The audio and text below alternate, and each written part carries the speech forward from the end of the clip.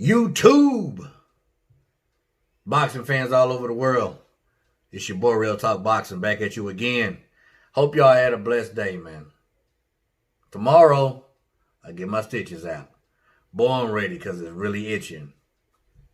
Anyway, check it out. Jermell Charlo offers Oscar De La Hoya a title shot at 154 pounds. What the world are we talking about now? It's a trend for all these retired greats to be trying to come back in. Anyway, let's get into it. WBC junior middleweight champion Jermell Charlo, 33 wins, 1 loss, 17 knockouts, has offered Oscar De La Hoya, 39 wins, 6 losses, 30 knockouts, a title shot if he wants it in his first fight back out of retirement. Oscar De La Hoya, 47 years old. Let me read that for y'all again. Oscar De La Hoya, 47 years old, was bragging on Friday night, saying that he could still do some real damage in the 150-pound division if he should come back. Why in the world would you come back? You got all the money in the world. Charlo responds to De La Hoya's boast, saying, "Let's go." And he sounded like he meant it. De La Hoya didn't specifically say who he wants to fight at 154 pounds to do his so-called damage, but you would think Charlo would be high on his list because he has a belt. Most boxing fans on social media are predicting a quick blowout win for Jermell Charlo over Oscar De La Hoya if the fight gets made. I highly doubt it. De La Hoya would need to get with a great trainer like Eddie Reynoso to work his way into the kind of condition that he would need to be to face off against someone like Jermell Charlo. Let's get into this, man. Really not much to get into, but let's get into it anyway. First thing I want to say is age brings about a change. We get older, things change. Oscar De La Hoya at 47 can't do what a 28-year-old Oscar De La Hoya can do. 30-year-old Oscar De La Hoya, 35 for that matter. When you 47 years old, everything on you is 47. I don't care how good a shape you are. It's a rare commodity that's fought past their prime that did well. Big George Foreman, he started it all. Roy Jones Jr. fought past his prime, did pretty good. Manny Pacquiao, still fighting past his prime, doing really well. Bernard Hopkins fought until he was, 50? Was doing real well. But when he turned 50 and he got into a ring, what happened? He got knocked out of the ring.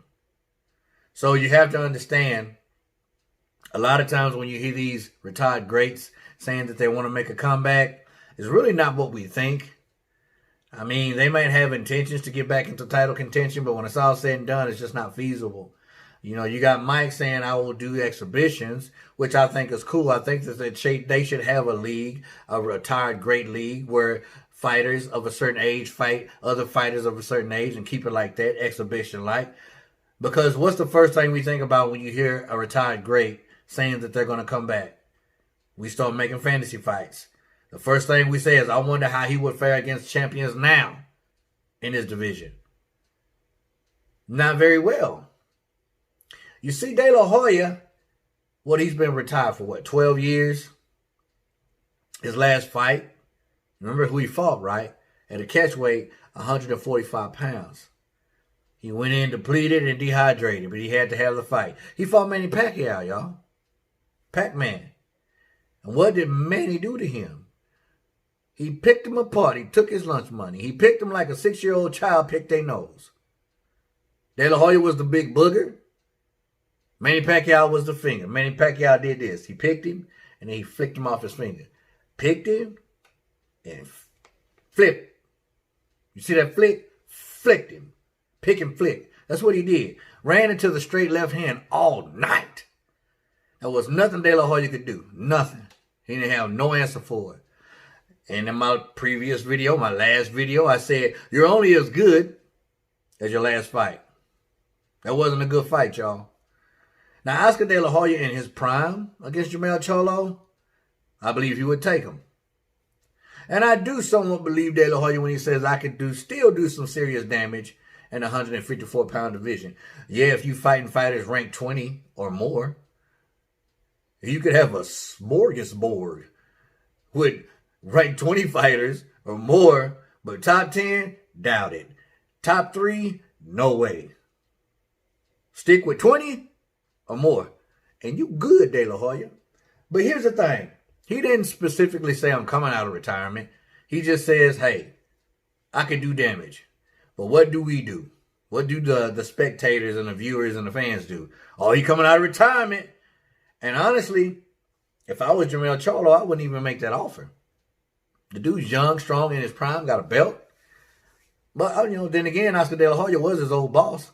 He said Oscar De La Hoya was cool, but he lied to him a whole lot. Maybe he want to get back at his boss for lying to him. I would love to fight one of my bosses. I had a boss back in the day. I used to work at Home Depot years ago.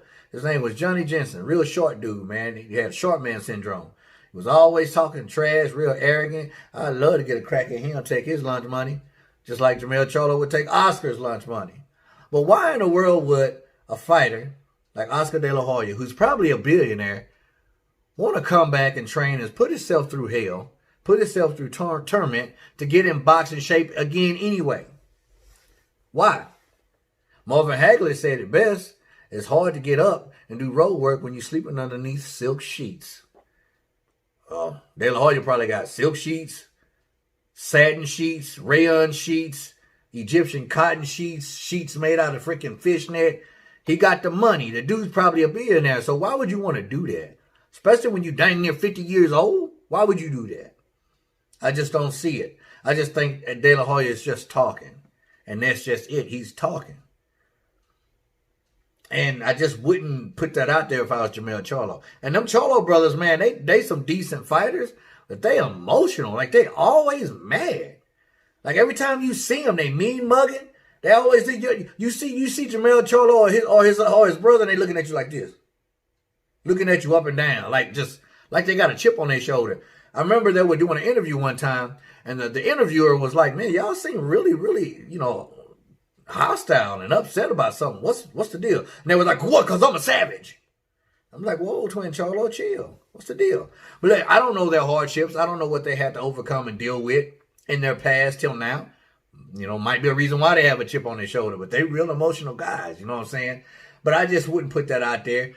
I mean, what does he have to gain if he beats De La Hoya? They put the fight out there for millions of dollars. Millions of dollars for Jermell is, man, that's good. But De La Hoya has millions in the bank, probably billions. You just never know. So why would De La Hoya put himself in that? It's just us. It's the spectators. It's the fans. We're wanting that kind of stuff, man. But it's just not going to happen. It's just not going to happen. So when De La Hoya says I could do damage in the 154-pound division, he's just talking. He's not talking about coming up and fighting freaking Charlo for his belt. Charlo just throwing it out there. I mean, doesn't make sense to me, but that's just my opinion. What's your opinion on it? What you think? As always, respect all, fear none, God bless. Till the next time, Real Talk Boxing, baby. We out.